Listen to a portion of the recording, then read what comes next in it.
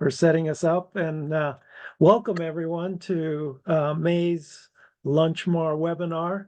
I'm Kaweah with the Department of Water Resources. I also participate on the FloodMAR Network's coordinating team, and one of the perks of being a member is we get to take turns hosting the LunchMAR webinar, and I'm really pleased to be asked to host this one.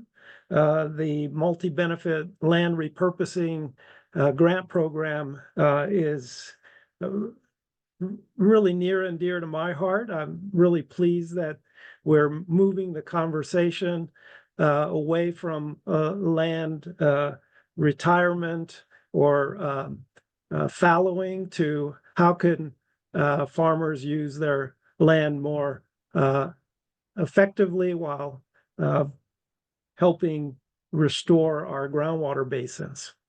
I also want to thank the participants here today. We're up to 75. We have 3 presenters who I'll introduce now, and I'd also again like to thank you, Megan, and CSUS Consensus and Collaboration Program for helping organize all of these great events. So we have 3 presenters.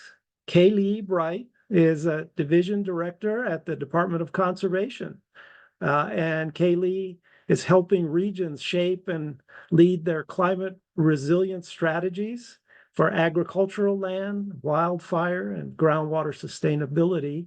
Keali'I has prior experience working at the Natural Resources Agency and the legislature in multiple natural resource program and policy areas. We also have with us Brian Newman-Lindsay, and Brian is a program manager at the Department of Conservation with the Division of Land Resource Protection, and he leads the regional forest and fire capacity and the multi-benefit land repurposing programs. These support the innovative, place-based, and collaborative climate resilience work throughout California. And prior to his service with the division, Brian was a CEQA planner, an environmental engineer, I assume you still are, Brian, and a project engineer working on a sustainable infrastructure, environmental restoration, and FEMA response projects throughout the nation. We also have with us Reyn Akiona, and Reyn is a restoration ecologist and sustainable agriculture specialist in the focuses on land management in the San Joaquin Valley of California. As the founder and executive director of Valley Echo, Reyn works on building partnerships and cross-applying ecological and agronomic principles to maximize ecological benefit, impact, and sustainability of the landscape. And so without further ado, I would like to turn it over to Keali'I. And again, please put your questions in the chat, and Megan and I will follow them and get them answered during the Q&A session. Thank you. Great. Well, thank you, Kaweah, for the introduction, and Megan for wrangling us all into a wonderful group of folks to talk about land repurposing. We can go to the first slide. Okay, so I wanted to start out with just some kind of kudos for this group and our colleagues in this field. We don't often pause to think about how quickly these policy areas are moving and how much work we're doing in real time to get ready for them. You know, the idea of the state transitioning, upwards of 500,000 to 1 million acres of land from irrigated agriculture to other uses is just a historic, it's a historic moment for the state, and land use change will happen on a scale that is really hard to comprehend for any of us. And the kudos really go out to those doing the work to lay the foundation. So I put here a little, a snippet from a PPIC article their work to really define the issue and the problems a few years ago in their work to kind of put out the acreage estimates, and then further work to think about what we could use these lands for, has really been foundational for us to go forward. But around the work of the PPIC, there's just a huge community of dedicated folks trying to create solutions. Really, we're making this up in real time. We're trying to invent solutions for the landscape that the infrastructure isn't quite built for, or common practice hasn't quite tested all the way, and we don't have a whole lot of time to do that testing and to do that infrastructure development and do everything else. So surprisingly, with the speed that it's moving, I think we're actually working from a really solid foundation. I'll go forward. Next slide. So I wanted to give you an overview of the program. We're going to talk more about the structure later. The Multi-Benefit Land Repurposing Program is centered in groundwater sustainability, but it really is a land use. In its heart, it's where land use and water kind of come together.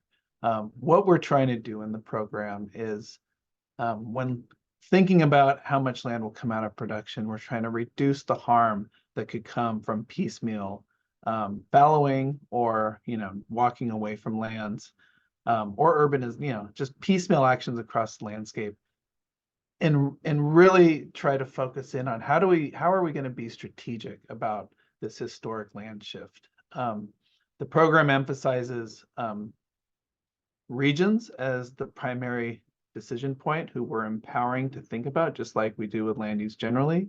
And within those regions, we want strongly coordinated efforts that have real partnerships. We don't want, land use affects everybody, and this is not just a water issue, and it's not just a local government issue, and it's not, pick your other issues. We really need interconnected partnerships to think about these challenges. Another theme that's baked into this program is we really need to emphasize the importance of our land-based economies, and we need to think about how we look at land repurposing in a way that sustains those land-based economies, not just for the larger state economy, but for the landowners who are involved, but also for the communities who are intertwined with those economies and those jobs and those outputs.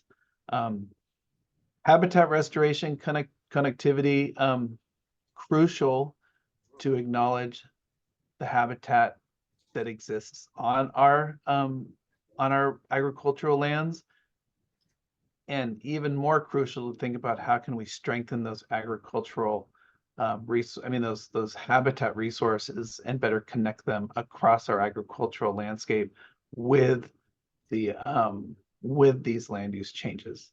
And then finally, at the center of our program, alongside of groundwater sustainability, is making sure that we're putting communities in both participatory roles, decision-making roles, and all of the different roles of this work, so that they are the most impacted by many of these changes. They have the least resilience to make changes, to adapt, and we really want to, if we're putting these public funds and strategies together, we have to center them in the conversation, and also empower them to shape work that benefits them directly. Next slide. So taking a little bit of a step bigger than this work, here at the Department of Conservation, we run another program that this program was built off of. Just so you know it, we shaped this program around the concepts that were really born from the Regional Forest and Fire Capacity Program. In that program, we run a similar in that work, we run a similar program that really empowers regions to both plan, develop projects, kind of set their agenda and implement it.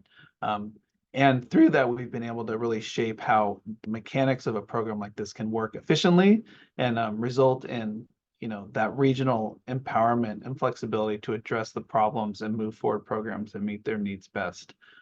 So in this program, we designed it to have a block grant structure where we give block grants to regions. Regions then are responsible for building coalitions and partnerships to deliver on the key deliverables of the program, which we're going to go in later. But essentially, those are the basic building blocks of organizing, planning, project development, project implementation. We also recognized in this that, tribes don't, while tribes have direct interests on their own lands and also indirect interests on lands surrounding their lands on how, with all these issues, it wasn't clear that the opportunities were there for tribes to meaningfully participate within our regional block grant. So we wanted to carve out funding specifically for tribes to put together their own programs that could address their own priorities. And then lastly, one thing that's been really helpful for this program, and this touches on those outside of the program too, is we have a grant for a statewide support entity that, the state, the best way to describe it is, for me, is at the state, we're really good at like the basics of checking invoices, looking at making sure people are billing us on time, kind of those, the most, the sad part is people sign up for, a scientist signs up for a state job, but then ends up looking at a lot of invoices instead of doing the real meaty work. But it's really hard for us to do the substantive, like network creation, network management, education, TA, like these really critical, important, and meaty parts of a program, despite Kaweah's ability to always somehow pull that together in his program. So kudos to Kaweah. But we have given that role to a statewide support entity that is a partnership between Self-Help Enterprises and the Environmental Defense Fund. They are both helping our grantees strengthen their community outreach, giving them training on that. And they are also building out a network of practice with resources to support the accomplishment of the different goals of the program that we'll go through as well. But then one of the extra values of this is that in their development of a network of practice, we hope that for those folks that aren't in the program, they can leverage those resources or add to them so we can build something bigger than just what the block grants are funding on the ground. Next slide. So starting with the map of where our footprint is. So we're really proud to have been able to provide 8 grants in these first 2 rounds of funding. And with those 8 grants, we have a significant footprint in both the San Joaquin and the Salinas Valleys, where we're going to see, extreme impacts of. I hope we give bureaucracy a good name, as Brian said. So in this map here, you see the round 1 and round 2 grants and the tribal grant. Each one, as we talk about this program, it's important to think about how, we prioritize regional leadership because we are recognizing that each region faces different politics, different land constraints, different people constraints. It really, we can't think about uniform solutions for all of these places. And with each of these grants, we've seen that materialize in real time, where we have some programs like the Reyn Sanctuary Foundation in the Salinas Valley that's really focused on land conservation and then restoration of habitat in a more permanent way to create that, anyways, in a more permanent way. Or places like the County of Madera that's been thinking about how do you actually get farmers involved in managing their lands to meet these multiple benefits versus just fallowing. We have some basins like Turlock and Merced who are really invested in the collecting all of the data and all the information around subsurface and other factors to help identify best opportunities for recharge. And then we have really robust community outreach community programs with outreach like the Westlands Water District, who is really trying to, they have a much bigger land repurposing effort going on, but they're using our grant to really dig deep into community needs and make sure that their larger work has those community benefits. We'll talk more about Kaweah later on, but we have a report that we can share the link to that goes into each of these grants. And I think you guys would find that really interesting. Next slide. I think this is Brian. I can get there. Yeah, so Keali'I started us off with an overview, and we're going to keep zooming in. So I'm going to talk a little bit about sort of the details of what comes out of that structure he just described. I'm not going to belabor it too long, because after that, we're going to zoom in a little bit further and get into the good stuff, which is what Reyn's here to share is going on in Kaweah. But so what does this look like with this block grant structure? And with these regions between our two rounds, we've invested 85 million in direct awards to our grantees, and this is supporting a network with those 8 regional block grantees and 1 tribal grantee.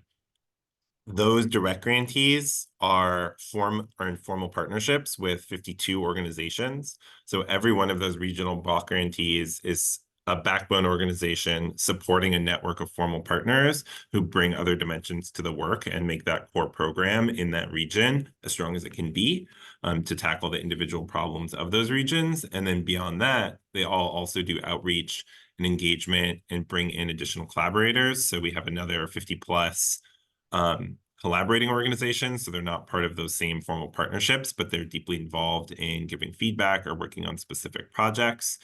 And all of our grantees are doing extensive outreach and engagement to disadvantaged communities, which in this case includes disadvantaged communities, sort of formal disadvantaged communities, townships, things like that, small socially disadvantaged farmers and growers, tribes and tribal participants, that they can also receive funding in other ways.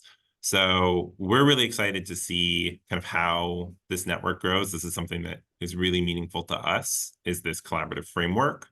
And we think it makes the work a lot more robust as it goes along. And between those partners, I personally, I love esoteric and useless measurements and metrics. So we have here, not useless, that was too harsh, but just a couple of ways of looking at this. So we have about 50,000 or 55,000 Lake Tahoe's worth of area being covered by these block grantees. And so then going back to the structure Keali'I outlined, what do they do?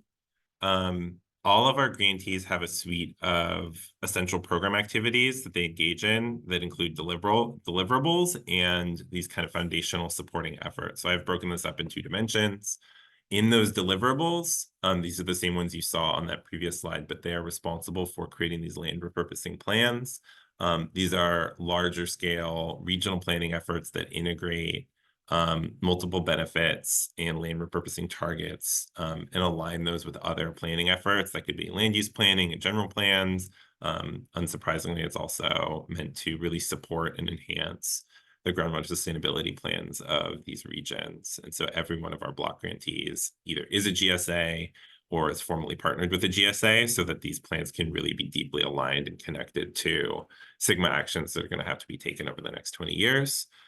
We then also support projects throughout the entire life cycle of a project. So this goes from the conceptualization and identification of projects through funding development, permitting, CEQA, whatever needs to be done to accelerate that project into actually implementation. So implementation of projects in our region can be pretty broad. We have a whole suite of different project types that we could happily get into, though I'm going to elide it today. And then where I think, as Keali'I mentioned, we really work to center the program is in making sure that there's continuous outreach and education, either between within the partnership and within especially communities, so that there's opportunities to engage and stay informed and participate.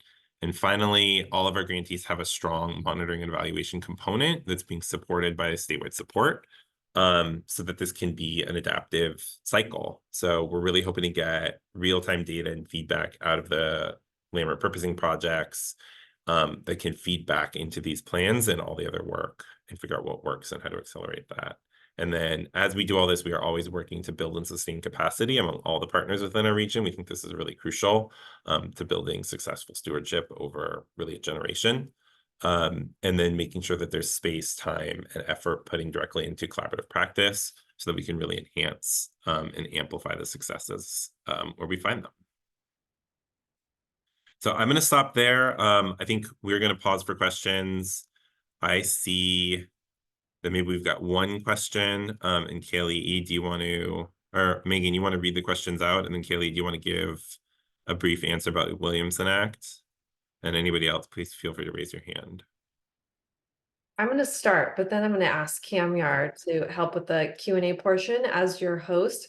And just a general reminder, we are recording the sessions and we post them on our website, but the chat doesn't get recorded. So anything good that's going on in chat, we'll want to restate for the recording so it gets saved there.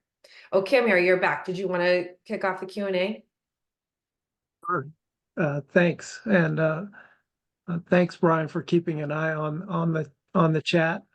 So we have Virginia is asking, is any of this land repurposing plans in the Williamson Act lands? And Keali'I, would you like to share your response?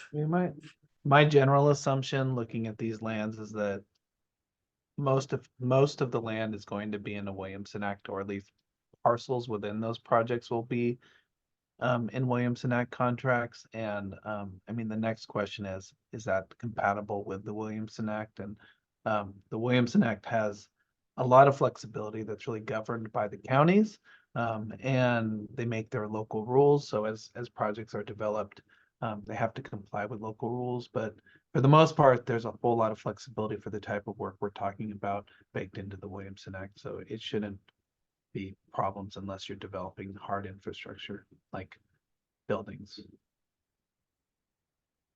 Okay. We have Taylor asking, does tribal funding follow the same regional strategy, or is that carved out funding available for a tribe anywhere in California? So we did not do regional tribal grants. We made the grants available to specific to individual tribes or tribal serving organizations, and just, you know, it's under the general practice of not forcing sovereign nation tribes to work together within a regional context. Having said that, you know, collaboration is encouraged if that's appropriate. And I'll add, the tribal grants are really meant to be a vehicle for tribes to make their own decisions about how they want to pursue land stewardship and land repurposing efforts in a groundwater sustainability context. And so those grants are pretty independent and pretty flexible, but we also encourage and support the regional block grantees to work with their local tribes, and we're seeing that happen in many of those regions. So both dimensions are available. I think and the tribes can be in anywhere in California, but we do still, due to statutory mandate, they're still restricted to those groundwater basins that have sigma impacts, basically, right? So it can't just be any tribe anywhere, but it could be any tribe anywhere in California that has a project that relates directly to the groundwater sustainability. Thank you.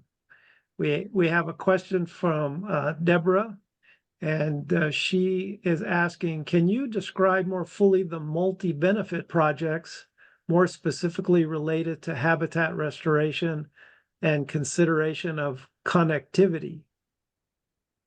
So we may want to hold that to Reyn's presentation, because we're going to go more in depth on the Kaweah projects as an example.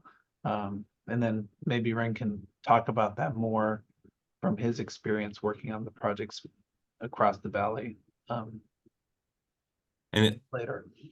And if I can, just to keep us moving a little bit, if I can chime in, Kaweah, feel free to overrule me. But I see these next two questions both kind of relate to the idea of the timeline. So one thing is that the way our program is structured is that we are looking to ensure that benefits are durable for 10 years.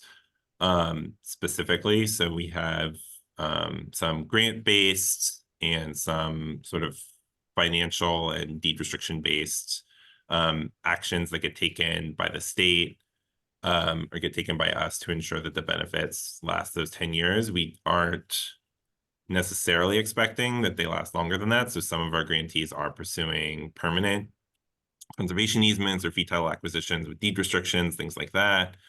Others are looking at more of an adaptive or flexible approach depending on the needs of their region. And so, you know, they could be repurposed back to ag at some point in the future, not within 10 years, or we would have a problem. But the premise is more that we're hoping that by connecting the land repurposing plans to groundwater sustainability plans and other long-range regional planning, that these are going to be supportive, and that lands that are effectively repurposed are going to see continued effort through, you know, Sigma needs. And so if lands are coming back into production, we would expect that we would hope that there would be a reason for that. I think it's maybe a fair way to put it. I don't feel like I can answer this question about elderberry specifically, but I do also want to save enough time to, we wanted to give time to answer questions at a couple different points and keep you all engaged, so I really appreciate it. But really the cool part of our presentation is going to be Kaweah's description of what they've done so far and how far they've made it in their plan. So I'd really like to pass it over to Reyn to walk us through what Kaweah's been up to, their projects and the lessons they've learned. Thanks. Oh, sorry, Kaweah. No, go ahead, Reyn. All right, I'm just gonna dive straight into it. Just I know I'll take up a ton of time if I'm not careful. So first off, before I even introduce myself, I'm really bad at keeping track of chat questions, and so if I see that thing lining up on the bottom, I apologize. I probably won't even look at it until the end of the discussion. My name's Reyn. I'm with an organization called Valley Eco. Our role is actually, or our role in the MLRP program specifically, is to facilitate the Kaweah subbasin, and we also work in other subbasins less directly. Personally, I'm a restoration ecologist. We started Valley Eco largely because of the outfall of Sigma. I used to work for the U.S. Fish and Wildlife Service, and when I left the service, I realized that the San Joaquin Valley was just not prepared, candidly, for just the landscape changes that were occurring. And where I was within the U.S. Fish and Wildlife Service, I found that we were just poorly positioned to mobilize in response to some of these state-led challenges. Next slide, please. So just to give folks a quick snapshot of who is operating in the Kaweah subbasin, the primary lead for MLRP work in the Kaweah subbasin is the Kaweah Delta Water Conservation District. They're the prime recipient of the Department of Conservation funds. They work very tightly with the 3 local GSAs, which are that next tier of organizations you see on this sort of logo slide, in addition to Sequoia Riverlands Trust. These 5 organizations are directly tied to the grant with the department. And so within the Kaweah, we refer to them as core partners because they sort of define the decision-making complex sort of at an administrative level. These last 3 partners, I had sort of described the Valley Eco role, but these last 3 partners, Self-Help You were just introduced to within the statewide support entity, and Scene, are also brought into the fold with Sequoia Riverlands Trust and Valley Eco to facilitate stakeholder engagement in the region. And so this overall are sort of the key players, at least administratively and project development wise, within the Kaweah MLRP. Next slide, please. So for those that maybe don't spend as much time, I don't think this is the group. This group probably spends plenty of time looking at subbasins, but our projects for this slideshow are located within the Kaweah subbasin, which is a critically overdrafted basin within the state. I don't want to dive in too much further about some of the regional challenges, just kind of given the sensitivities of state review of some of these things. So let's go to the next slide, and just wanted to get you guys some space. There's 2 general things that we'll talk about today as far as the Kaweah. If we had 4 hours, I would probably inflate this presentation into 5 hours. So I'll try to limit it to 15 minutes here. The 2 things we'll talk about are stakeholder engagement and project selection for the program. And then additionally, we'll dive in a little bit into stakeholder engagement, project selection, and then we'll get a little bit into some of the projects themselves. All right, cool. I'm sort of being drugged a little bit by the slideshow, and so I apologize. I'm trying to find a good cadence to follow the slides. So I'm about to dive into what we call a keystone stakeholder model. What you're about to witness is what happens probably when you let an ecologist get too close to an outreach strategy. And sort of this is the fallout of that action. We kind of adopted within the Kaweah subbasin what we sort of define as a keystone stakeholder model. The keystone stakeholder model kind of borrows on concepts from both theory of change models as well as asset-based community development for those that kind of work in that space. It kind of borrows on both sort of frameworks to conceptualize community outreach. It also leans, this is where Keystone comes in, on this ecological principle of keystone species sort of within ecosystems. For those that maybe don't have a background or don't remember their high school biology class, which is totally fair, keystone species within an ecosystem are those that have like a disproportionate effect on their surrounding environment and sort of the function of that ecosystem. Some keystone species that you might have heard of or watched on the Discovery Channel might have included beavers, right? So the effect of beavers on floodplains and stream movements. The wolves of Yellowstone, for those that remember college ecology, Pisaster and tidal pools. The point being that within an ecosystem, there are certain organisms that have a unique effect on the flow of that and structure of that ecosystem. And we kind of adopted the same philosophical concept when evaluating our community outreach plan.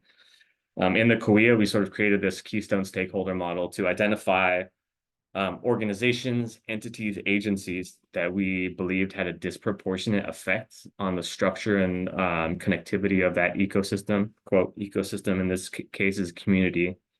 And we kind of built our outreach into two sort of concentric outreach efforts. We identified these keystone stakeholders that we believed could mobilize quickly or affect other organizations and individuals quickly.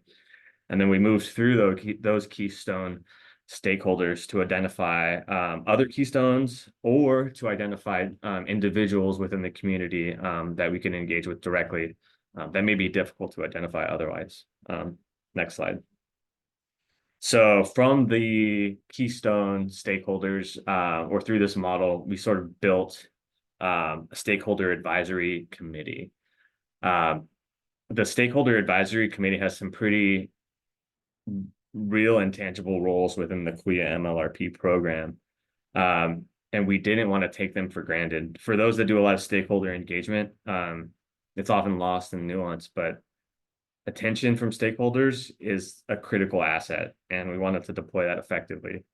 And so in order to deploy our stakeholder advisory committee, what we decided to do was map out the broader MLRP program and then materially inject places in the flowchart where stakeholders could significantly change the way that the program was operating. So this broader tree that you see before you is the sort of course overview of the flow of the Kaweah MLRP program. But then these sort of sticky notes are nested within the flow, and we did this kind of collaboratively to identify where stakeholders could actually and effectively change the flow of the program.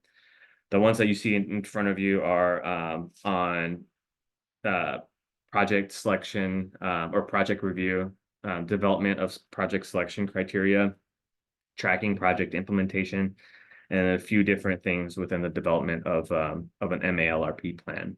Next slide, please.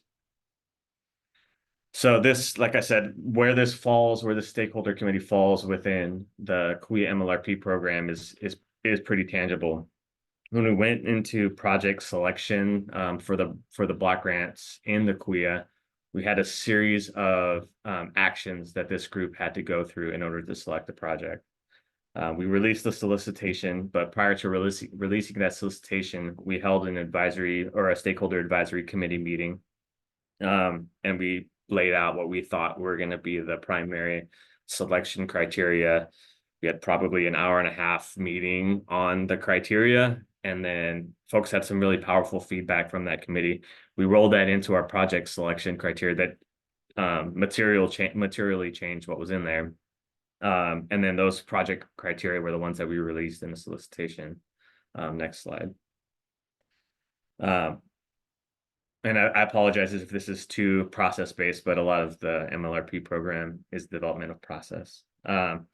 Within the MLRP criteria or project development, we sort of, to simplify the logic and approachability of the MLRP program, we sort of built this what I call the triangle of MLRP in the Kaweah. And this is sort of the way in which we're trying to maintain balance of the MLRP program. All of the criteria sort of fit within the environment, community, and agricultural economy, and trying to maintain representation, both conversationally, but even from a project development basis. And so the entire program is sort of nested in a balance of managing this triangle.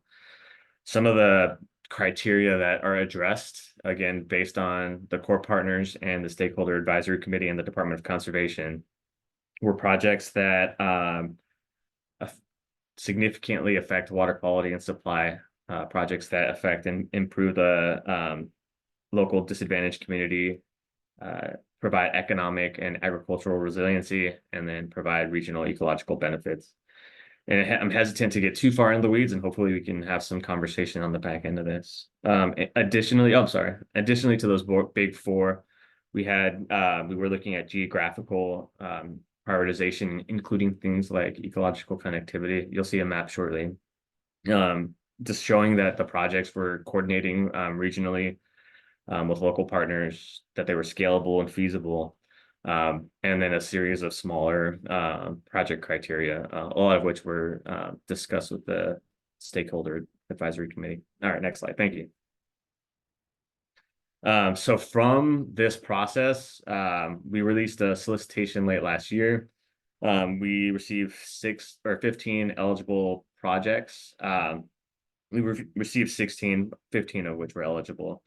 The core partners, again, that's the GSAs, the local Kaweah Delta Water Conservation District, and Sequoia Riverlands Trust, took that developed criteria that was modified by the Stakeholder Advisory Committee, and then they used that criteria to rank score regional projects.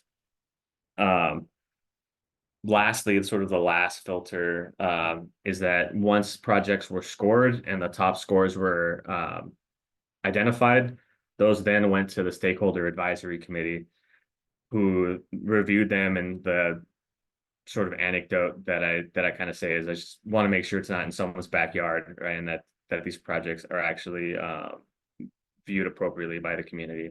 So prior to any projects being selected and recommended to the department, that Stakeholder Advisory Committee was able to review them, identify any issues, and they also had the opportunity to interject requests for modifications of the plan. Some common things that came out of that group were requests to add easement structures to help protect projects that were slated to go in perpetuity, improve community access to some of these sites, and then sizably or significantly improve ecological outcomes of the project. Next slide, please. Cool. And I'm just gonna keep moving forward as fast as possible. I apologize if I'm a little rambly. Within the context of the MLRP program in the Kaweah, we kind of spread out, took a scatter shot regionally to see where these projects were falling on the landscape. I can sort of cut to the chase. The implementation projects that scored highest within the MLRP framework, at least within the Kaweah structure, were projects 12, 15, 16, 9, and 4, if I'm seeing this right. So what made those projects sort of stand out largely were the effect on, or the benefits to communities, which elevated the MLRP prospects. A lot of them, or most of them, are adjacent to local or in floodplains adjacent to local streams, which does a couple of things, right? It improves your benefits to disadvantaged communities, especially coming out of 2023. It's a hot topic, so it improves benefits disadvantaged communities. It also, being along those streams, also sort of almost implicitly affects connectivity scoring. There's also some regional conservation areas along those streams that weight that criteria. But this is just to give folks a quick snapshot. Next slide, please. I'm going to do a very, very fast review. I'm actually just going to show one slide. And then if we want to talk about what the actual details of projects we can, this is where I'll probably stop our particular presentation. Within the MLRP program of the Kaweah, there are 5 implementation projects that were proposed to advance to the Department of Conservation after all these processes. They are the Peregrine Basin, which is a wildlife-friendly recharge basin done between the local water district and Sequoia Riverlands Trust. This is adjacent to the Kaweah Oaks Preserve and Sequoia Riverlands Trust. And that project builds a recharge basin, puts in riparian habitat, and takes on some floodwater from the region. Additionally, and you'll see this theme sort of popping up pretty consistently because a lot of these do have a recharge core. The Flying Dragon property takes some old citrus land out of production. Again, has a similar structure of wildlife-friendly recharge along a waterway. Also incorporates ecological components. The Waknain Riparian Project does a couple of things. It actively restores native vegetation with the local tribal interests. It also helps put in some infrastructure to help actively move water from the stream in coordination with the local water management to help flood these wetland areas, and then actively restore the periphery of those areas. And then both Matthews Ditch and Johnson Slough have a very strong riparian and groundwater recharge aspect to them. One of them has a really a significant overlay of community access, and that's the Matthews Ditch. That's adjacent to a disadvantaged community, and so that project will also incorporate some trails. I'm probably out of time, so I'm going to stop here and hand things back. Thanks. And just to share an observation that I feel like I got out of and gained from Reyn's projects is it was really exciting to see how folks came forward with these like groundwater projects but we're pretty open-minded and like how to engage with the program. And so something from our side we were able to see is how the core partners were really able to engage with them on incorporating those habitat restoration components into their projects. And the stakeholder advisory committee was able to engage with them and say, like, these are things that would really make these projects more meaningful. And then we saw responsiveness to that, like people adopted those, or at least that's what it seems like to me. And that the projects that got selected were able to incorporate those benefits. Yeah, thanks, Reyn. So to keep us moving forward, these are project details. And so then maybe we'll keep going through because we just have a couple last slides and then we can just do one wrap up of questions if that sounds good. So Keali'I, do you want to just grab the program? I wanted to make one quick point that's not on this slide, but that I think, you saw in Reyn's presentation, there's a lot of focus on process, and I don't think we set this up correctly in that the MLRP is really a program about establishing governance at the regional level to lead this work ongoing, and governance that's well informed is representative of those, is representative and it's trusted by local communities. So when you come out with a suite of projects with state funding, you have the buy-in not only of the close partners, but you have the buy-in from the broader collaborators and participants of that process. So hoping that Kaweah can then get more money and put more processes forward and continue that trust with all those stakeholders. This was really just to capture like the speed at which we set this program up, got the money, established the program, moved forward, got funding out, and now we're implementing, and we just don't have a choice. We got to move quickly.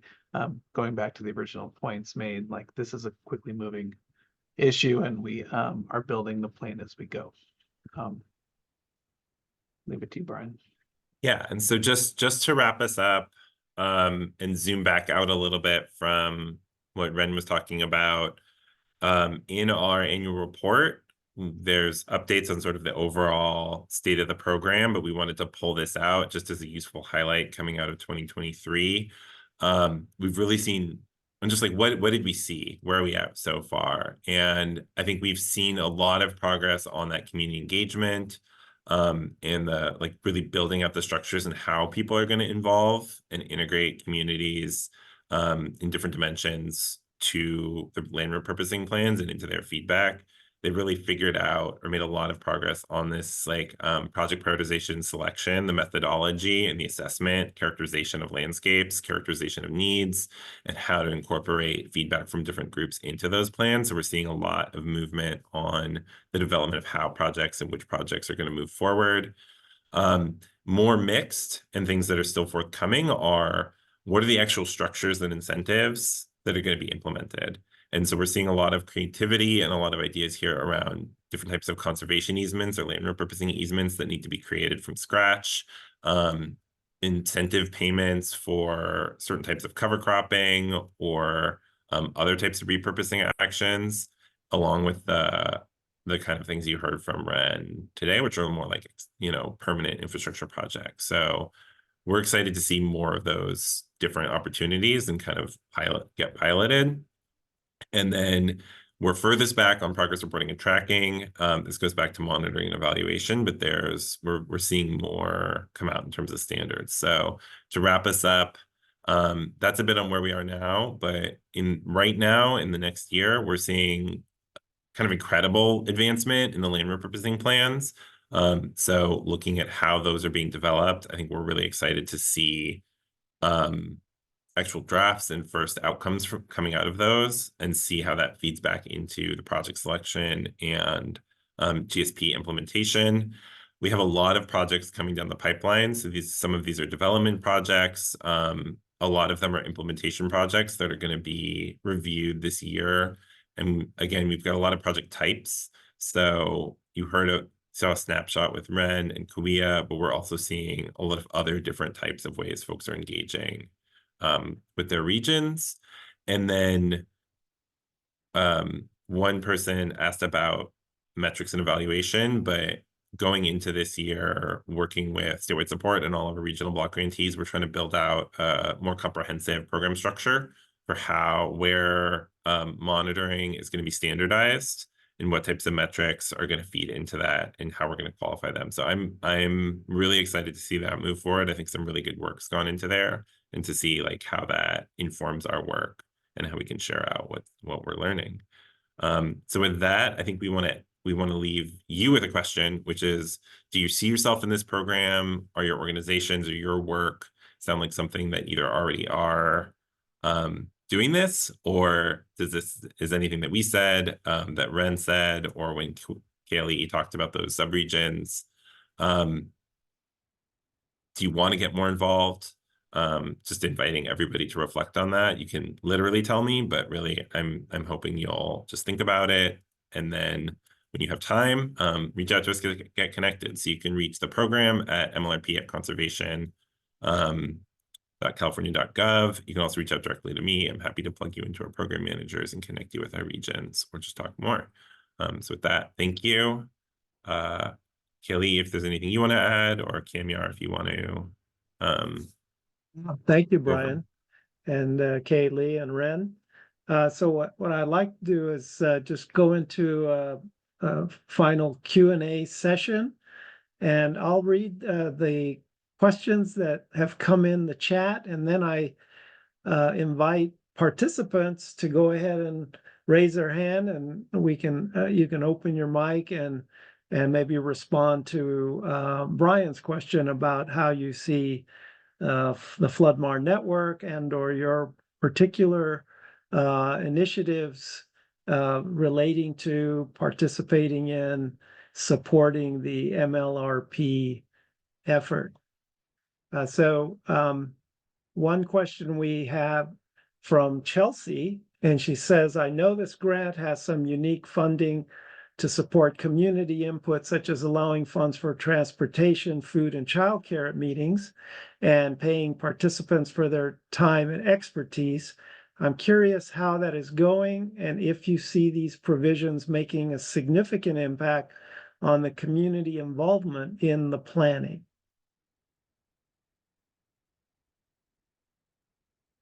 Oh, Who wants to start? Ren, do you want to, you were going to offer a little bit of your perspective from the region, and Karina jumped in. Yeah, Karina did jump in here, and so I'll just I'll just start by offering a kudos here that developing a stipend mechanism that doesn't exist to facilitate folks showing up for meetings is far more difficult than it sounds at its surface. And so first off, just kudos for self-help for leading that process. The stipends, I do think, made a difference for folks showing up. I will say this is like one of the challenges and why we have an action-based stakeholder advisory group where we want them to see very clearly the effects of their program. Even with a stipend being offered, I think it's almost more, and this is just my opinion, it's almost more or at least as important to ensure that folks know what they're there for, just a consistent reminder. And so I don't actively see like the stipend. It could sort of make it easier to show up, but it's not enough of a incentivization to attend, if that makes any sense. It's maybe a slight facilitation tool. And we could dive into the mechanics of that, but I think that's its own Zoom meeting. Thank you. And we have Dave who asks, are the projects incorporated into the local groundwater sustainability plans and demonstrate contributions to their sustainability? so by statute, the program is required to support the groundwater sustainability plans and the achievement of groundwater sustainability in those basins. Whether or not the GSPs actually incorporate the specific projects as we go along is to be seen, and probably vary from region to region, but the water savings is meant to go into those calculations. Thank you. And Michael asks, is there any consideration of using the RCIS or the Conservation Investment Strategy planning to guide habitat restoration within a block grant region? Yeah, go ahead, Keali'I. No, I was gonna say, I'll pass that one to Red. So just because there's an overlay, and this is probably the pertinence of the question, there's an overlay of a recent RCIS activity in the Kaweah subbasin. And so the RCIS plan has been used as a reference point and will definitely be used in planning and habitat long-term planning particularly. I will say, just really candidly, the RCIS process is not a one-for-one overlay with the MLRP program.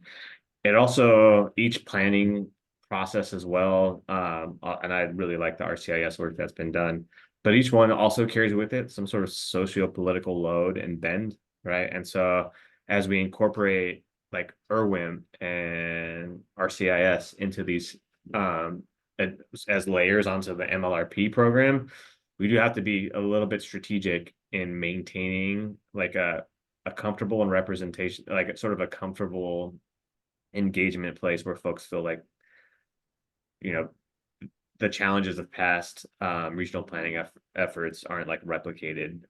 But at the same time, yes, we're drawing from those, absolutely. And I can say it varies in the regions. Some of the block grantees, like Tule River and I think Merced, have a really strong habitat connectivity and are looking at RCIS and some other things. Thank you. Unfortunately, we're reaching the end of our time, and I know others may have other meetings. So I just want to personally thank our presenters, Keali'I, Brian, and Ren, and also Karina for helping respond to the questions. And I'm going to turn it over back to you, Megan, to wrap us up.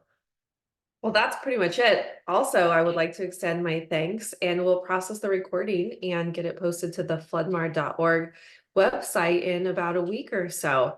But you've got their contact information there if you wanted to carry on the conversation. after today. And Megan, it was asked, will the slides also be posted there? We don't post the slides to our website, but if that's a request, then possibly we can reach out to Brian or Keali'I or Reyn directly for those. Otherwise, you'll just have to scan through the LunchMAR recording. Thank you. Have a great afternoon, folks. Thank you, presenters. We really enjoyed that today. Care, everyone. Well, Thank Until you. next time. Bye-bye. Bye.